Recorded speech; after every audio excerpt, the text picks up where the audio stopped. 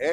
तो सलमान सफदर साहब जो भी सूरत हाल देखेंगे आकर बयान करेंगे, तो फिर उसके बाद आगे देखेंगे क्या करना है। और अदालत के सामने ये मामला जाएगा, परसों अदालत में फिर पेशी है, तो उस दिन इंशाअल्लाह कोई मजीद अहकाम आएंगे। लेकिन अभी हम जो अगली स्ट्रेटजी है, सलमान सफदर साहब जैसे ही बाहर आएंगे उसके बाद बनाएंगे। अभी अवाम भी कह दी है ठीक है। अभी तो आप एक स्टेटमेंट देते हैं, अवाम कहते हैं हम जानते नहीं। वो मुल्क के वजीर आज़म को नहीं जानते, वो किसी मुल्क के यहाँ पे आपके इंटीरियर मिनिस्टर को नहीं मानते।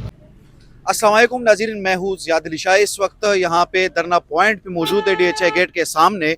यहाँ पर PTI के वर्कर्स भी बड़े तादाद में मौजूद है और उसके साथ साथ इमरान खान साहब की बहनें जो है वो भी यहाँ पर पहुँच चुकी है। नाज़रीन, ये सारे मनाजिर इस वक्त आप लोग देख सकते हैं कि PTI के कुछ कायदीन भी यहाँ पे पहुँच चुके हैं। सलमान अकरम राजा साहब भी यहाँ पे मौजूद है। लेकिन इस वक्त जब सबसे इम्पोर्टेंट जो खबर है वो ये है कि इस वक्त इमरान खान के वकील सलमान सफदर साहब जो है वो अडियाला जेल के अंदर गेट नंबर 5 से जा चुके हैं। इस वक्त इमरान खान से उनकी मुलाकात जारी है और यहाँ पे कुछ लोगों से हमने बातचीत भी की है, वो भी इसी वीडियो में आप लोगों को दिखाएंगे।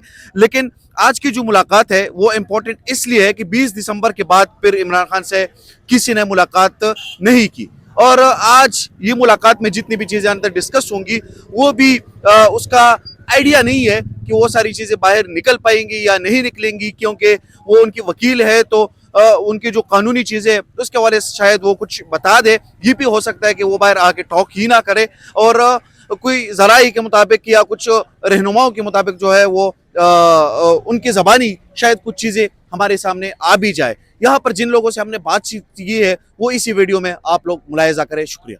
अच्छी बात है, खुशाइंद ये कदम है। खान साहब से मुलाकात बहुत ज़रूरी थी और है। तो सलमान सफदर साहब जो भी सूरत हाल देखेंगे आकर बयान करेंगे, तो फिर उसके बाद आगे देखेंगे क्या करना है। और अदालत के सामने ये मामला जाएगा, परसों अदालत में फिर पेशी है, तो उस दिन इंशाअल्लाह कोई मजीद अहकाम आएंगे। सर, सलमान सफदर साहब चले गए मुलाकात के लिए? जी, वो चले गए हैं। सलमान सफदर साहब चले गए। कहा क्या नहीं कहा, उनकी सेहत कैसी थी, उनकी आँख कैसी थी।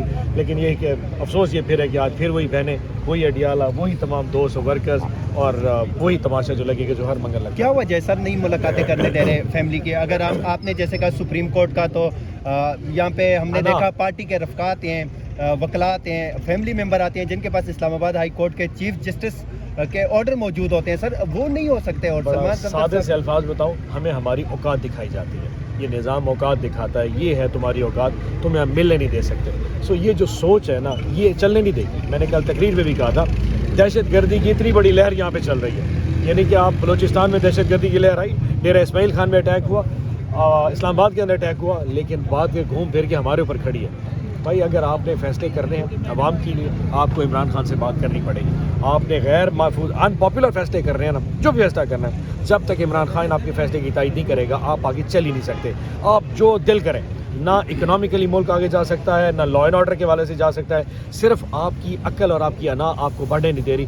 जिस दिन आपने अडियाला की कैदी से हाथ मिला लिया, मैं आपको शायद देना चाहूँ, पूरी पाकिस्तान की आवाम लब्बैक आपके पीछे खड़ी हो जाएगी। जो ऑपरेशन कर रहे हैं ऑपरेशन कीजिए, जहाँ पे जो स्ट्राइक करने कीजिए। जब इमरान खान कह देना कि ये हमारे मुल्क के लिए ठीक है, अवाम भी कह दी ठीक है। अभी तो आप एक स्टेटमेंट देते हैं, अवाम कहते हैं हम जानते नहीं। वो मुल्क के वजीर आज़म को नहीं जानते, वो किसी मुल्क के यहाँ पे आपके इंटीरियर मिनिस्टर को नहीं मानते, सिर्फ और एक शख्स को मानते, इमरान खान। फैसले कीजिए, इमरान खान को ऑन बोर्ड कीजिए, पूरा पाकिस्तान नारे मारेगा। लेकिन अल्लाह करे इनको इतनी अकल आ जाए, जितनी मैंने अकल की बात की, मुझे लगता है ये समझ पाएंगे ये बात है। शुक्रिया सर, थैंक यू। अपनाती हैं क्या उसके मुतालिक फैसला करती हैं, उसके बाद देखेंगे। होना तो ये चाहिए कि जब कोर्ट के ऑर्डर हमारे पास मौजूद हैं, जेल मैनुअल्स हैं, फैमिली को बहनें बैठी हैं, वकला की 6 की लिस्ट है, उनको मिलने देना चाहिए। लेकिन अभी हम जो अगली स्ट्रेटजी है, सलमान सफदर साहब जैसे ही बाहर आएंगे उसके बाद बनाएंगे। अभी ठंडा माहौल है, पुलिस की जानिब से आज तो रास्ता भी खोला हुआ है, गाड़ियाँ आ रही हैं जा रही हैं, और जो लोग थे आम शहरी वो भी यहाँ पे जलीलो ख्वारी नहीं हो रहे हैं, वरना लोग आपको भी बददुआएं देते थे, पुलिस को भी बददुआएं देते थे। ये पुलिस नहीं है, पुलिस तो होती है जो जान माल और इज्जत की हिफाजत करती है। ये बेचारे तो मुलाजम है, जो हुक्म इन्हें ऊपर से मिलता है उस तरह बिहेव करते हैं। हाँ, मौसम जरूर ठंडा है। हम तो यहाँ पे आपको पता होगा कि यहाँ पे -4 डिग्री सेंटीग्रेड में बैठे रहे, हर मंगल के रोज हम बैठते थे। लेकिन हमें इस बात से परवाह नहीं है। ये हम पे वाटर कैनन चलाएं, ये टीयर गैस चलाएं, ये यहाँ पर लाठी चार्ज करें। आपको याद होगा मेयर स्टार को यहाँ से उठाकर ले गए थे। शर्म आनी चाहिए इनको। इस पुलिस की बात आप करते हैं, ये तो शाह से ज्यादा शाह के वफादार हैं। अदालत की इज्जत ही कायम कर लो, अदालत के लिए अच्छा सा फैसला कर लो कि उसकी एक जो पूरे मुल्क पर एक सिस्टम रहता है, एक राज रहता था। 12 बजे के बाद जो एक लगता था वो राज कायम रहे, अल्लाह करे। जो खान के लिए इन्होंने एक बुलाया, हम चाहते हैं कि कोई भी मिल के आ जाए, बस सिर्फ वो हमारी पार्टी का हो, हमारे मंशूर का हो, हमारा वकील हो, हमारा डॉक्टर हो। हम ये नहीं कहते कि फर्द वाहिद मिले, उनकी जाबरियत को फिर भी हम लोग कहते हैं वो कायम दायम रखे, ताकि हम और मोटिवेट हो, स्ट्रांग हो और इस मुल्क की आज़ादी में और बेहतर हिस्सा ले सके लोग। और इंशाल्लाह ताला अभी अवाम, छोटे बच्चे, लड़के, औरतें सब देख चुके हैं। जैसे कि आपने देखा बलूचिस्तान के हालात, फिर अभी इस्लामाबाद अब उसका ब्लास्ट का निशाना बन चुका है। बलूचिस्तान से बात हट कर अब इस्लामाबाद पे आ गई है। मेरे ख्याल में हमारी सिक्योरिटी फोर्सेस नाकाम हो चुकी है, उनका टोटल फोकस अडियाला पे होता है और क्रैकडाउन पीटीआई पे रहता है। अगर वो अपना फोकस टोटली अगर इस पर लगा दे कि उनका कोई मास्टर प्लान बन जाए इस मुल्क को, इसकी इकोनॉमी उठाने में, तो मेरे ख्याल में फौज भी अपने हमारी इकोनॉमी में बेहतर किरदार अदा कर सकती है। इसी कि उन्होंने अपना किरदार तो वैसे भी सियासत में स्टार्ट कर लिया है, तो इकोनॉमी भी स्टार्ट कर ले तो ज़्यादा बेहतर होगा। इससे कि यूनिफॉर्म की बड़ी इज्जत होती है, बड़ा रोब होता है, तो अगर वो इसी में बेहतर अदा कर ले बजाय कि वो क्रैकडाउन पीटीआई का करता रहे। और अफसोस का मकाम है जिस तरह ब्लास्ट हुए हैं, जिस तरह बलूचिस्तान जला, उसके बाद भी बसंत, मेरे ख्याल में बराबर में भी पड़ोस में शादी होती है तो पड़ोसी भी पोस्टपोन कर देते हैं जब उनके बराबर में मैयत उठ जाती है। ये मैयतें थी, मैयत नहीं थी, मैयतें थी। मुल्क में इस कदर लाकानूनियत है, मेरे ख्याल में मैं चाहूँगी कि मरियम नवाज़ भी इसी मुल्क का हिस्सा है।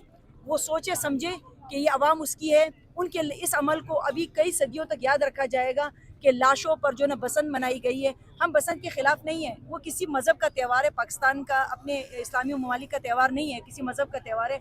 हमारा नौरोज़ होता है जो मनाया जाता है इस्लामी ममालिक में, हम वो नहीं मनाते हैं। अगर उस दिन ये पोस्टपोन कर दिया जाता तो आज हम जितनी भी इन्होंने हमारे साथ किए शायद हम वो भूल जाते, लेकिन अब वो अना और बुग़्ज़ में इस कदर आ चुके हैं। लाकानूनियत को इन्होंने इतना आम कर दिया कि यूनिफॉर्म तक को ये चीज़ समझ नहीं आती कि हमने अपने ही ओहद का मानना है या किसी का हुक्म मानना है। इंशाल्लाह ताला बैठे हुए हैं अडियाला पे, आगे जो अमल होगा इंशाल्लाह ताला आप लोग भी देखेंगे। और आप लोग का शुक्रिया कि आप खुदा गवाह है, तुझे दे डर तो खुदा गवाह है, जे सच बोले ना ज़मीर लड़ता नहीं, तुझे दे डर तो खुदा गवाह है, जे चुप करे ना ज़मीर लड़ता।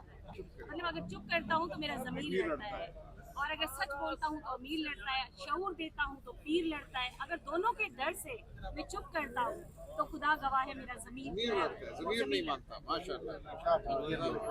ये बेटा आप सबने चलानी है, ये जो प्रेस कॉन्फ्रेंस हो रही है ना उसके बाद चलानी है, ये जवाब है।